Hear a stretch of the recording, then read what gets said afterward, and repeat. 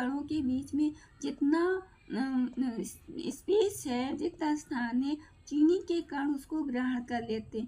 अब इसके बाद रिक्त स्थान तो खत्म हो गए। अब अतिरिक्त चीनी की मात्रा अब क्या होगा, वो पानी के कणों के साथ ऊपर की ओर आ जाते हैं, ऊपर की ओर आ जाते हैं।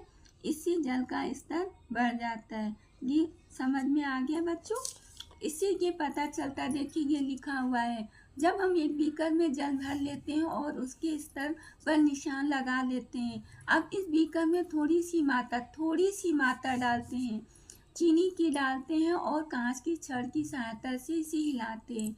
चीनी पूरी तरह से जल में घुल जाता है। अब हम देखते हैं कि जल स्तर में कोई परिवर्तन नहीं होता है, क्योंकि चीनी और जल दोनों ही सूक्ष्म कणों से मिलकर बना है।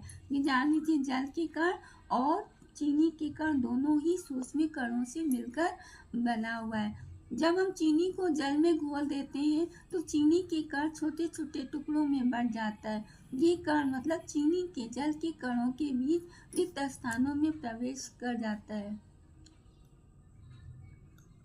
यानी कि जल के कणों के बीच रिक्त स्थान को ग्रहण कर लेता है और मिश्रित हो जाता है। दोनों आपस में हिल मिल जाते हैं और मिश्रित हो जाते हैं और एक मीठा विलयन बनाते हैं। ये जो है ये मीठा विलयन है। अब इस विलयन में खास बात यह है कि चीनी के कण दिखाई नहीं देते, ना ही जल स्तर में कोई परिवर्तन होता है।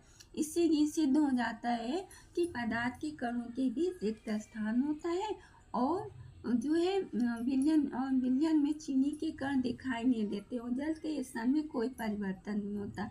अब बच्चों हम पढ़ाएंगे अगली वीडियो में, पदार्थ के कण निरंतर गतिशील होते हैं, कणों के बीच में जो है गति होती है और मतलब इससे उनमें गतिज ऊर्जा होती है। अब वीडियो को अंत कर रहे हैं। अब अच्छी लगी वीडियो तो लाइक कर दीजिएगा, सब्सक्राइब कर दीजिएगा, बेल आइकन को दबा दीजिएगा।